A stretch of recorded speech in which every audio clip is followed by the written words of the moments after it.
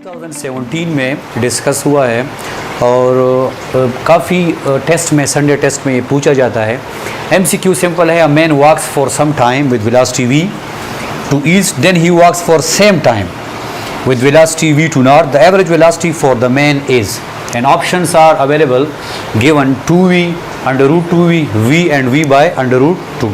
सबसे पहले आप सिंपल मैप ड्रा करें ताकि आपको अंडरस्टैंडिंग हो कि east, north, west and south already आपको अंडरस्टैंडिंग है ईस्ट नॉर्थ मैप के बारे में। ओके, सिंपल आप इस डायग्राम, इस क्वेश्चन को डायग्राम के सूरत में ड्रा करते हैं। So simple look, this is a car or a man, a car with a man, okay, और ये ईस्ट की तरफ जा रहा है, clear?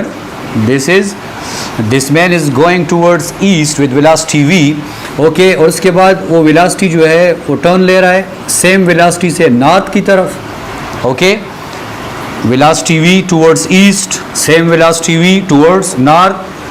आपसे जो पूछा गया है that is actually average velocity के बारे में पूछा गया है।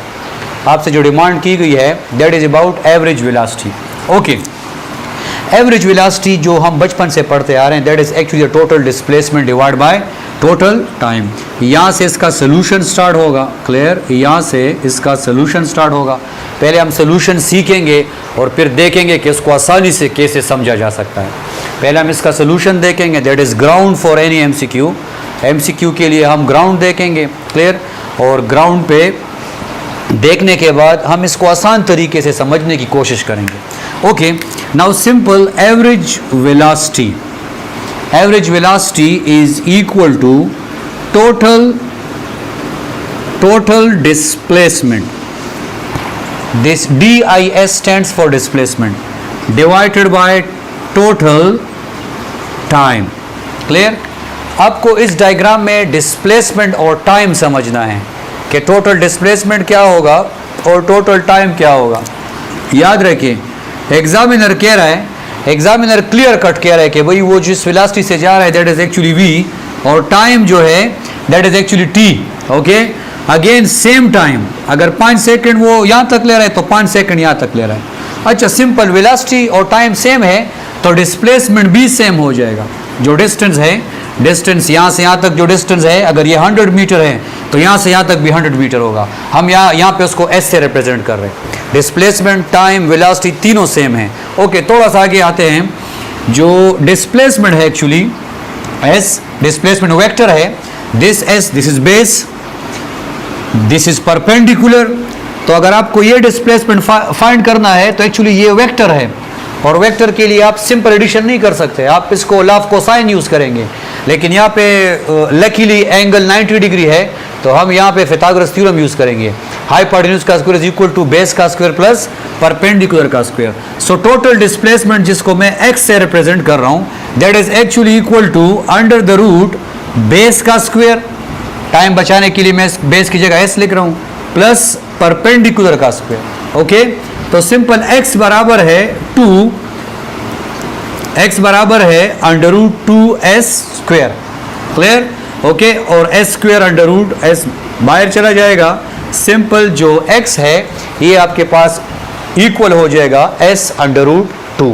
Okay, now total time, time तो स्केलर है, 5 सेकंड यहाँ तक, 5 सेकंड यहाँ तक, टोटल 10 सेकंड, या t plus t is equal to 2t।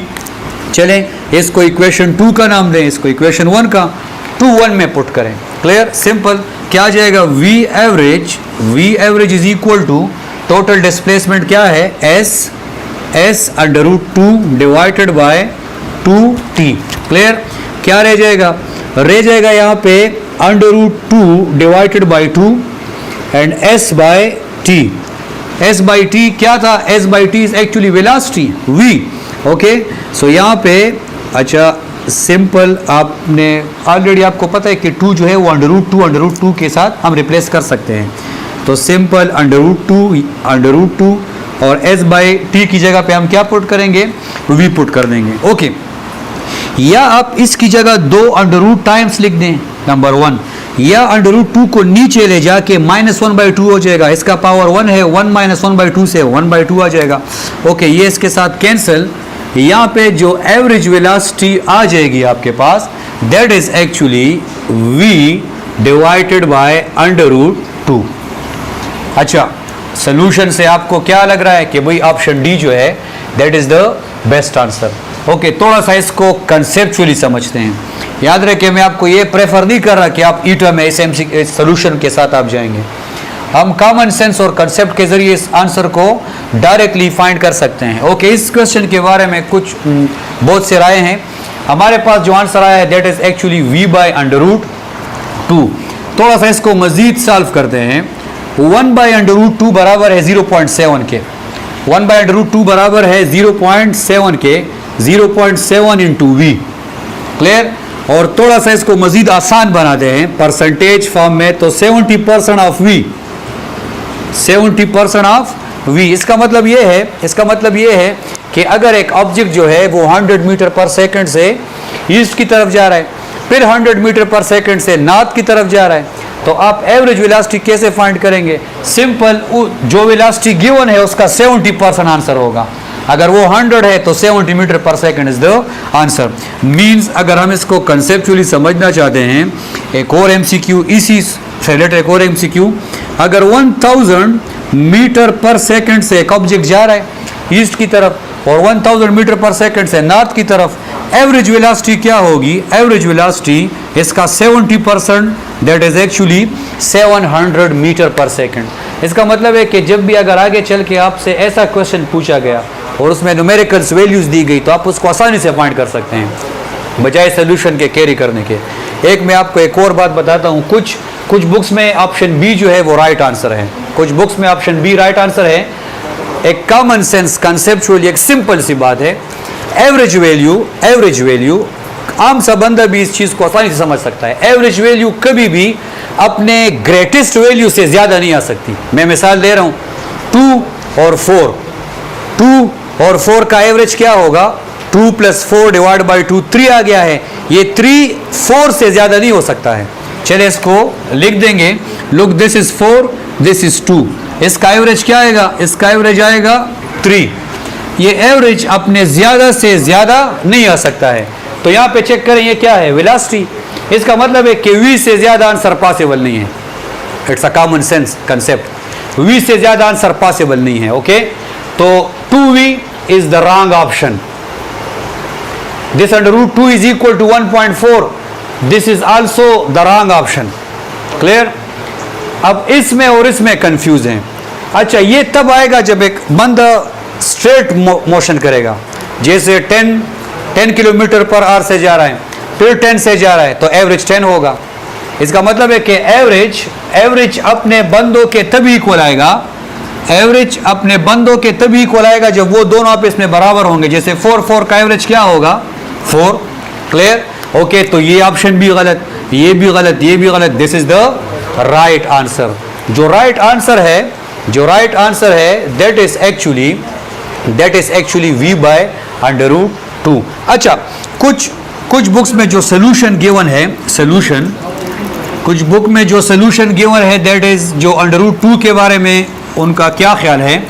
√2 के बारे में जो फिथागोरस थ्योरम है, that is base, that is perpendicular, तो हाइपोटेन्यूज का स्क्वायर वो ऐसे फाइंड कर लेते हैं कि भाई √v का स्क्वायर प्लस v का स्क्वायर 2 ऐसे आ जाएगा और 2 और v बाहर आ जाएगा। क्लियर? तो बी ऑप्शन। लेकिन ये ऑप्शन गलत इसलिए, मैंने आपको कॉमन सेंस से समझाया है। सिंपल कॉमन सेंस कह रहा है और कॉमन सेंस चीख के कह रहा है कि भाई एवरेज वैल्यू अपने ग्रेटेस्ट वैल्यू से कभी भी ज़्यादा नहीं आ सकती है। तो इसका जो बेस्ट आंसर है, ना ए है, ना बी है, ना सी है, बल्कि D is the best answer. और अगर इस किस्म का एमसीक्यू आ जाए तो 70% आपने याद रखना है। आपको जो वैल्यू गिवन है एवरेज उसका 70% होगा। अगर 100 है तो 70 इज द आंसर, 200 है 140 इज द आंसर, 1000 है 700 इज द आंसर, 500 है 500 का आप 70% निकाल लेंगे। सर 500 का 70% कैसे निकालेंगे? मुश्किल है? कोई मुश्किल नहीं है। 500 का 50% 250 है, 250 और 500 के बीच एक ही ऑप्शन होगा, that is our answer. Okay, उम्मीद करता हूँ आपको इस ट्रिकी MCQ के सलूशन एज वेल एज उसके कॉमन और कंसेप्चुअली आंसर को तलाश करने का तरीका आ चुका होगा। आप लोग